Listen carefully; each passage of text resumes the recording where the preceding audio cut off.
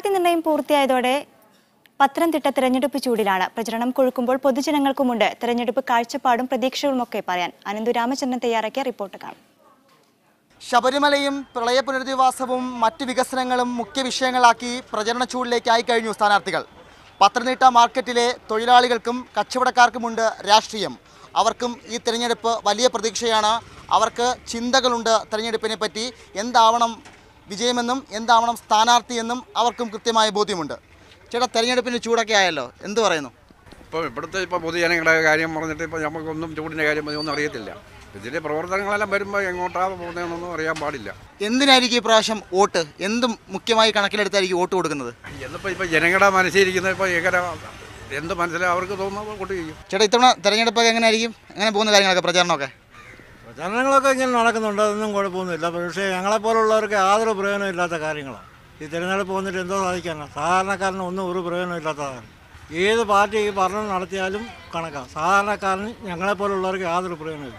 ഇവിടുത്തെ എന്ത് പ്രശ്നമായിരിക്കും ഈ തെരഞ്ഞെടുപ്പിൽ പ്രതിഫലിക്കാൻ പോകുന്നത്? എന്തോ പ്രശ്നമായെന്ന് പറഞ്ഞാൽ എങ്ങനെയാലും ജയിക്കുകയോ പറിക്കുകയോ ചെയ്യുക എന്നല്ലാതെ അല്ല എന്തോ ചെയ്യാനാ? എല്ലാ പ്രശ്നങ്ങളും എന്തോ ഭയങ്കര ചൂട് കൊണ്ട് ഒരു തരത്തിൽ ഇരിക്കാൻ വയ്യ മനുഷ്യന്.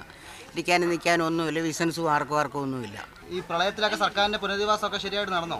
ഇത്തരം വരെ വെള്ളം കയറാനൊക്കെ മൊത്തം നശിച്ചു. 1.5 ലക്ഷം രൂപ നഷ്ടപ്പെട്ടു. ഒരു വില്ലേജിലൊക്കെ എഴുതി കൊടുത്തെങ്കിൽ ഒരു 10 പൈസ ഞങ്ങൾക്ക് ഉപകാരം ചെയ്തില്ല. പഞ്ചായത്ത് മുനിസിപ്പാലിറ്റിയിൽ ചെയ്തില്ല, ആരും ചെയ്തിട്ടില്ല. ഞങ്ങൾ അതുകൊണ്ട് അന്ധകാരത്തിലിരിക്കുക. ചേച്ചി, സർക്കാരിൻ്റെ പ്രവർത്തനത്തിലൊക്കെ തൃപ്തിയുണ്ടോ? അതോടൊപ്പം തന്നെ ഈ പ്രചരണ വിഷയത്തിൽ ഏറ്റവും ചർച്ചയാകാൻ പോകുന്ന എന്തായിരിക്കും? ശബരിമല വിഷയമായിരിക്കുമോ? ആയിരിക്കണമെന്നാണ് എൻ്റെ അഭിപ്രായം. പിന്നെ എന്തുവാന്ന് വെച്ചാൽ എനിക്കതേപ്പറ്റി കൂടുതലൊന്നും അറിയത്തില്ല. ഇപ്പോഴത്തെ ഭരണം നല്ലതാണെന്നാണ് എനിക്ക് തോന്നുന്നത്. എല്ലാ സാധനവും വില കൂടുതലാണ്.